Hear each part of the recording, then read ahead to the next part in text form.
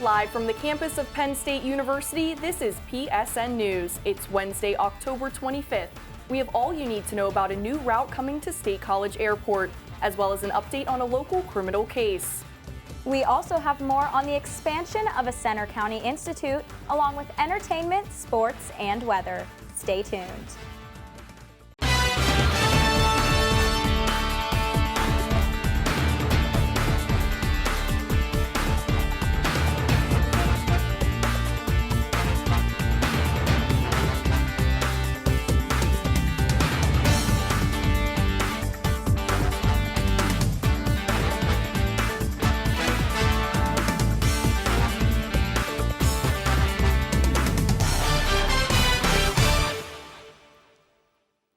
Thanks for joining us tonight. I'm Courtney McGinley. And I'm Marianna Daniele. The University Park Airport is continuing its conversation with American Airlines about flight routes between State College and Charlotte, North Carolina. American Airlines is unable to commit to the proposed 2 flights a day, 6 days a week, to Charlotte Douglas International Airport.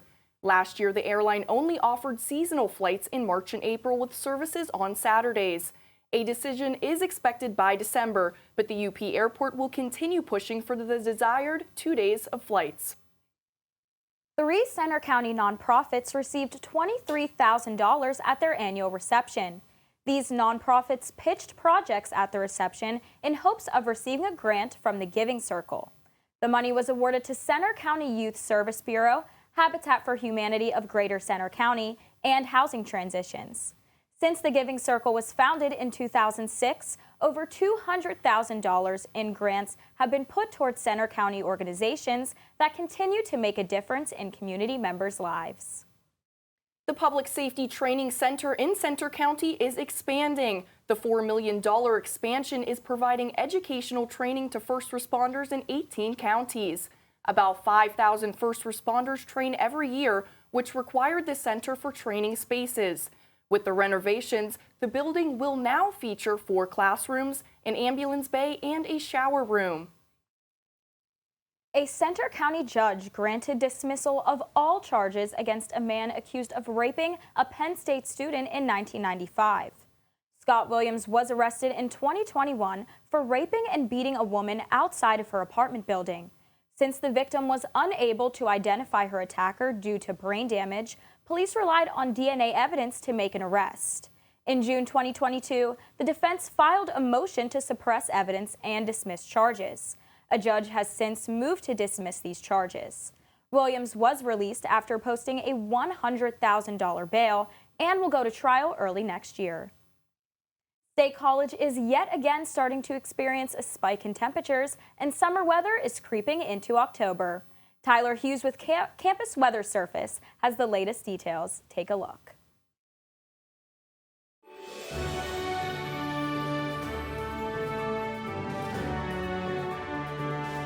From the students of the Department of Meteorology and Atmospheric Science, here is your Penn State Campus Weather Service forecast. I'm Tyler Hughes with your PSN forecast, and take a look at our live camera here at Beaver Stadium over the course of the day today. We woke up with a blanket of light clouds around. You could see some nice color around the time of sunrise, and then as the day moved on, we saw some peaks of blue sky in those clouds, especially earlier on this afternoon, and then later this afternoon, those clouds began to fill in again in some spots. Also, check out the trees down between Jeffrey Field and Beaver Stadium. You can see the fall foliage is just about peaking in some spots, if not just a little bit past peak. So if you haven't been able to get out and do your leaf peeping yet, I think now is the time. Highs in the 70s through Friday. Really a great couple of days in the forecast, and a nice Saturday as well. Staying dry for football, and that's the good news as opposed to the last few games we've had in recent memory at Beaver Stadium. A disturbance Sunday, though, that comes with a cold front will cool things down and bring with it our next chance for some significant rainfall. High temperatures today reached into the 70s in State College. 73, we were up to 71 in the capital city as well, 75 in Philly, and 74 in the Steel City. So 70s really across the board in most locations today, and that's certainly above average for what we would expect this time of year. The normal high for today in State College is only 57. The record, though, we did not get close to breaking. The record was 77, and that was set all the way back in the 1960s. So in our future weather for this evening, expect these clouds to continue to thin out. We'll dip things down into the mid-50s tonight, maybe the 40s in some locations in the higher elevations, but I think definitely no risk of a frost like we had earlier this week in some of those higher elevation areas. Tomorrow, same thing, we climb into the upper 70s, maybe just a touch warmer in most locations than we were this time today, and then the clouds will begin to fill in again tomorrow afternoon. That means we'll keep things warm overnight, only dipping down into the middle and upper 50s in most locations, and by the time we wake up Friday morning, some showers will arrive on the doorstep of western Pennsylvania. Do I think they'll make it to us Friday? Not necessarily. We may see a sprinkle or two, but I don't think it'll be a huge disturbance of the day, and I really don't even think you'll need a raincoat heading out in State College on Friday. Our next big disturbance, though, comes Sunday, and you will need a raincoat when you're heading out in State College and really much of Pennsylvania on Sunday. This low pressure system here is going to kick high pressure that's made things nice the past few days off to our east, and you can see the showers arrive Sunday and continue really through Monday. This line of showers here that moves through Monday, that's the cold front that's going to be dropping our high temperatures pretty significantly, and you'll see that in the extended forecast. Notice, though, things clear out into Tuesday, and Tuesday overall looking like a clear but cool day here in State College. So this evening we dip things down into the low to mid 50s, mostly cloudy skies. I think they will clear as we head into later on and tomorrow as well. Breaks of sun and clouds. A high of 76 tomorrow. We may approach the upper 70s, even close to 80 degrees in some spots in eastern Pennsylvania and really across the state. You see highs approaching 80 in the capital city, Philly as well tomorrow, and I think that'll be the story for much of the day tomorrow. And yes, we do have a football game this weekend as well. You can see kickoff for Indiana. It's another noon game, I know, but the good news is the weather is looking nice. At the tailgates, they'll be in the mid-60s, approaching 70 degrees by kickoff, and then by the fourth quarter, we'll have some increasing clouds ahead of that low pressure, but no rain yet.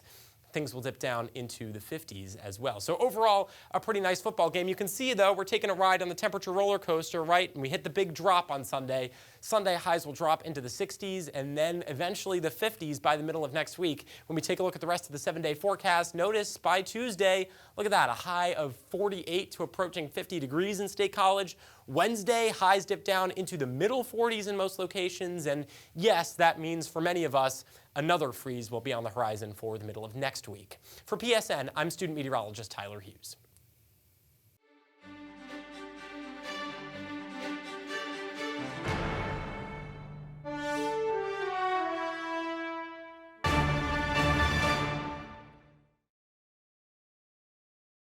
Welcome back to PSN News. I'm Antonio Fondacaro with your sports update. The Ohio State Buckeyes snapped Penn State football's undefeated record last Saturday. The game featured a defensive battle with a few key plays deciding the game. The Penn State offense was not pretty. The Nittany Lions were outgained in total yards, passing yards, rushing yards, and yards per play. They also struggled mightily on third down, converting only once out of the 16 chances the team had. Defensively, the Nittany Lions pass rush was able to keep McCord in check, but a key holding error let a potentially game-changing touchdown on defense get overturned. The Nittany Lions will have to go back to the drawing board for their bounce-back game against the Indiana Hoosiers. Penn State men's soccer is riding high after routing Michigan 4-0 on Monday. This was a team effort by the Nittany Lions, outshooting Michigan 15-6. Penn State started strong with an unassisted goal by Caden Grabfelder. The fire continued just minutes later as Peter Mangione scored the team's second goal, assisted by Caden Grabfelder and Atem Cato. Later in the second half, Femi Awudesu scores a goal via the penalty kick to bring the Lions up 3. Finally, with 81 minutes and 45 seconds left, Morgan Marshall lands the dagger, assisted by Peter Mangione. The Nittany Lions are currently facing Detroit Mercy at Jeffrey Field as we speak. Winter sports are starting up in University Park, and reporter Anna LaCastro got the chance to check out one of Penn State's most prominent teams this weekend. Anna? Thanks, Antonio. Last week, I had the chance to attend Penn State men's hockey home opener series at Pegula Ice Arena, where both games were action-packed. Let's take a look. Over the weekend, Penn State men's hockey played their home opener series against American International College. After the team secured 3 victories on the road, students and fans at Pegula Ice Arena were buzzing with anticipation as the Nittany Lions took the ice on Friday night. Game 1 of the series began with a scoreless first period before Penn State junior Ryan Kerwin was able to put one away on an odd man rush in the beginning of the second.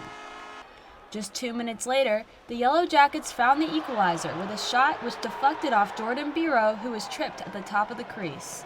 The Yellow Jackets ended up taking the lead in the second period with a power play goal by Josh Barnes. Early in the third, Penn State evened the score with a power play goal of their own by freshman Aiden Fink, the first goal of his collegiate career. It was pretty surreal, obviously, being in front of those fans, hearing how loud it was, it was very cool. With 5 minutes remaining in regulation, the Nittany Lions took the lead thanks to a goal by grad student Tanner Palisic. We're back at Pagula Ice Arena, where last night Penn State defeated AIC 3-2 with goals by Ryan Kerwin, Aiden Fink, and Tanner Palisic. Now both teams are preparing to take the ice for the second game of the series. Game 2 of the series told another comeback story for Penn State, but a different ending.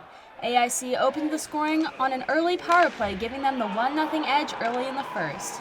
Penn State evened the score on a wrist shot by junior Simon Mack to tie it up, but the Yellow Jackets pulled ahead with a pair of goals less than 3 minutes apart and later pushed their lead to 4-1 with a top-shelf goal by Alexander Malinowski. Despite being at a 3-goal deficit, the Nittany Lions refused to go down without a fight. The team put up 3 unanswered goals across the second and third periods.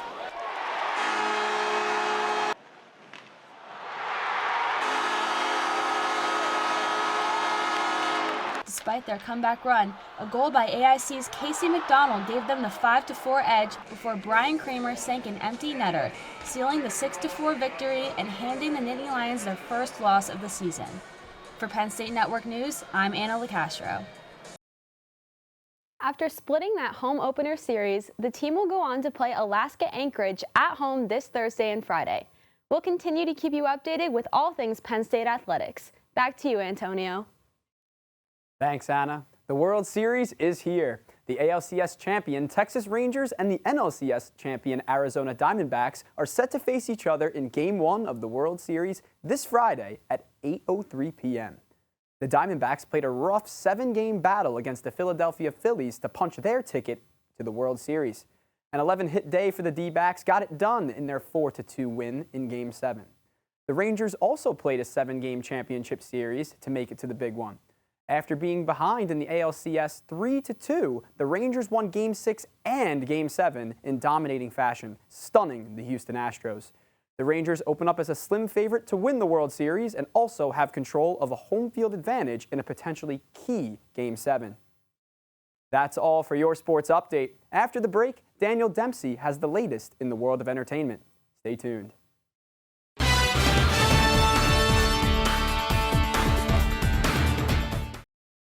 Welcome back to PSN News. I'm Danielle Dempsey with your entertainment update. Penn State Center Stage is currently presenting the Tony Award-winning show Natasha Pierre and the Great Comet of 1812. It's a musical adaptation of the novel War and Peace. The show is unique because it combines different music styles from Russian folk music to EDM and is completely sung. Cast members also play instruments like the piano, guitar, violin, and accordion. Students can catch this electro-pop opera at the Playhouse Theater until October 29th. Center County Region Parks and Recreation is holding its 75th annual Halloween costume parade this Sunday, October 29th. The parade will kick off in downtown State College on Fraser Street, led by the State College High School Marching Band. The parade will end at the State College High School's Memorial Field for costume judging. With over 10 different costume categories, many lucky winners have the opportunity to win candy and even cash prizes. Last night, the reality TV show Dancing with the Stars had a tribute episode for famous ballroom dancer and late judge Len Goodman. Goodman judged on the show for 17 years until announcing his retirement last November. He passed in April of this year. In honor of Goodman, past dancers reunited on the stage to perform Goodman's favorite dance, the Vietnamese waltz. The coveted award that celebrities and professional dancers compete all season long for has been officially renamed the Len Goodman Mirrorball Trophy to pay homage to the longest-serving judge in the show's history. That's all for your entertainment update. Coming up next, interview anchor Amanda Weissman will get the chance to hear from Jordan Frank, a cheerleader for Penn State. Stay tuned.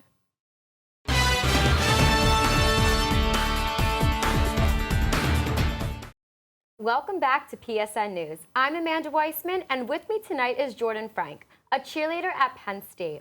Thank you so much for coming in tonight. Yeah, thanks for having me. So I think the first question is kind of how did you get involved with Penn State cheerleading?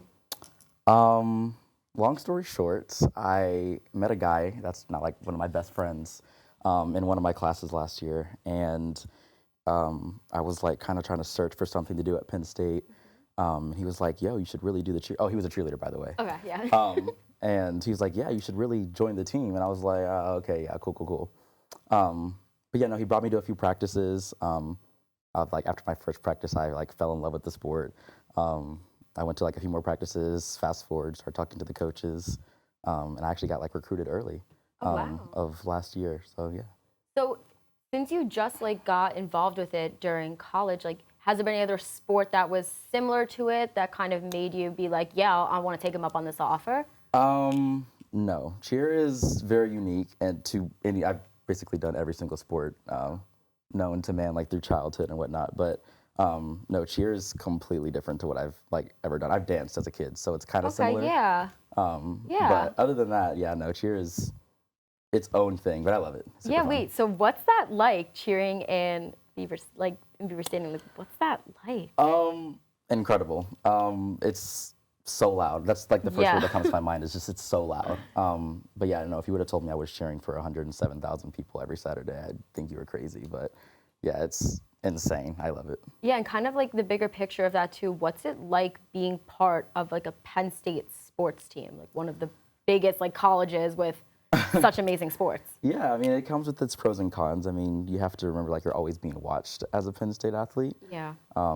Whether like whatever like your following count is on like social media or whatever, like someone's always watching you and kind of waiting for you to mess up at times. So, but no, other than that, I mean, it's great. It's the opportunities that come along with it are insane. We might get to cheer at Madison Square Garden come December. So yeah, it's insane. Oh, wait, that is really cool. Yeah. Okay, wow. Like, what does your day-to-day life consist of with, academics, cheer? Yeah, so obviously wake up, shower, get a good breakfast in, or I try to at least, like a smoothie of some sort and some sort of like muffin or something of the sort. Yeah. Class after that, try to eat again, feel my body for practice, go to practice, I work, so I'll sprinkle work in between there. After work, I get a workout in after that, hit some homework, and then go to bed and repeat. How do you manage to do all that and be sitting here right now and not asleep in bed? Something that I really found like helpful for me this year was a planner. Okay. So I quite literally plan every single thing down to almost the hour, day by day at the very beginning of my week. So like I'll just sit down for like 30 minutes to like 45 minutes and literally just write everything down that I have. Now I live by it so much that if it's not on my planner, it's probably not gonna happen, which is not great, but yeah, planner. Yeah, so I know people are probably like me where I get super overwhelmed. So with all of this that you have going on, how do you kind of combat like that overwhelming feeling? Like what advice would you have? Remember to take care of yourself. I mean, at the end of the day, we're all human. We're all students. We're all going through whatever we're going through at that time. So like if you can't get that assignment done, it's not the end of the world. Yeah. Like take some time for yourself. Self-care. Just watch what you're eating, you're consuming like mentally, social media, whatever. Just try not to be like too distracted, but yeah, self-care. Do you guys do anything with the team, like maybe like wellness type of things or mental health? Oh yeah, for sure. What are some of those? We have a trainer. Shout out Nick. Nick keeps us not on a strict like regimen or anything like that, but he gives us suggestions on like what we should eat, what we should be doing before bed, what we should do like after we get up. He gives us advice on literally everything and anything that we need. Shout out Nick. Nick, you're great. Wait, no, but that's really cool. Yeah. Can you share any of those tips or are they like confidential? No. something that really sticks out to me that he always talks about is like using your phone before and after, or before you go to bed and after you wake up. He shuts off like his phone like an hour and a half before going to bed and doesn't get on his phone until like an hour and a half like after he's like fully awake and ready. And yeah, that like boggles my mind because like I use my phone for everything. Alarm clock, I use my phone. Like check the weather, I use my phone. So yeah, I was gonna say, how does he do I have no idea, but it works for him, and I've like kind of implemented it. I've been doing like 30 minutes before. Okay. I kind of shut it off. Okay, so it's like a small transition, right, baby to a steps. big There we go. But no, yeah, it's great. Yeah. So, what has your like favorite thing been so far? I guess being at Penn State with cheer, everything. Yeah. One thing that kind of like stands out. We kind of touched on it a little bit, but I'd say the opportunities that we get. The opportunities. Yeah, there are so many cool opportunities and things that we get to do that just I would never think that I would ever be able to do, especially as a student, whether it's like television or like appearances or literally and like just talking to like the community. Yeah, it's opens a lot of doors almost. Yeah, it's just like you're just like so grateful to be in the position that you're always in. I was gonna say, yeah, it definitely seems like that. So I don't blame you for that. And I guess like, do you see yourself doing this in the future or? Cheer? Yeah. Not like professionally. I think it's more of like a collegiate. I did it in college, kind of a check a box. But no, there are some things that we're looking at that I don't know if I could talk about yet. But okay, it's like mysterious. Like post-college, that there we go. It should be cool. There we go. Yeah. I don't know. Is there anything that you would any advice you would give to someone maybe incoming that wants to try a sport? Yeah. The biggest thing I'd say is stay focused. I always say motivation is different than discipline, and being disciplined will take you so much farther than just being motivated. So when all your friends are out at the bars or they're doing whatever, like focus, keep the course, stay on track, do your thing. That's an awesome answer. Okay, I like that. I'm going to implement that for myself. There we go. Well, thank you so much for coming in tonight and telling us more about your experience. Of course. Cheering at Penn State. Now, stick around because coming up next, Courtney and Marianna will have the latest news from across the nation.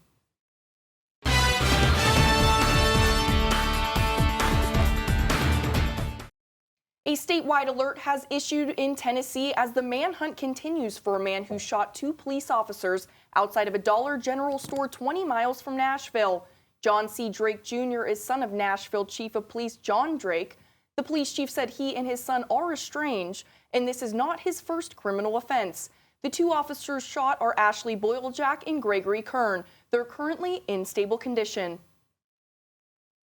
A former Missouri police chief has been sentenced to 18 years in prison for attacking his ex-wife during a domestic dispute. Greg Halcrimson to the chief of police of Greenwood Department until May 2019 after he punched a father who tried to drown his daughter in a retention pond. After being indicted on a charge of violating the father's civil rights, he was sentenced this past Friday for punching his ex-wife unconscious. Prosecuting attorney Zachary Thompson said the sentence, quote, sends an unmistakable message today that victims of domestic abuse will be heard and supported. U.S. Senator Bob Menendez appeared in a Manhattan federal court to plead not guilty to a new criminal charge. He's accused of acting as an agent of the Egyptian government while a part of the Senate Foreign Relations Committee. This charge is added to the existing indictment, which alleges Menendez accepted bribes from New Jersey businessmen. Menendez is maintaining his innocence with the trial set for May. House Republicans are back to square one after dropping Jim Jordan as their nominee for Speaker. This decision was made in a floor vote on Friday after Jordan failed to earn the position for a 3rd time. He lost 25 Republican colleagues, leaving him far from the majority needed to win. Jordan's tactic of backing Trump's campaign was not enough for GOP support and even backfired when Jordan received a vote of 194, his lowest tally yet. President Biden had his own opinion, stating he just got his rear end kicked about Jordan's 3rd failure. The House is expected to stay closed until the November deadline in hopes of receiving funding approval. That concludes our show tonight at PSN News. Be sure to check us out on Twitter and Facebook at PSN News, on Instagram at Penn State Network News, and to subscribe to our YouTube channel at youtube.com/PSN News. Have a good night and stay safe, Penn State.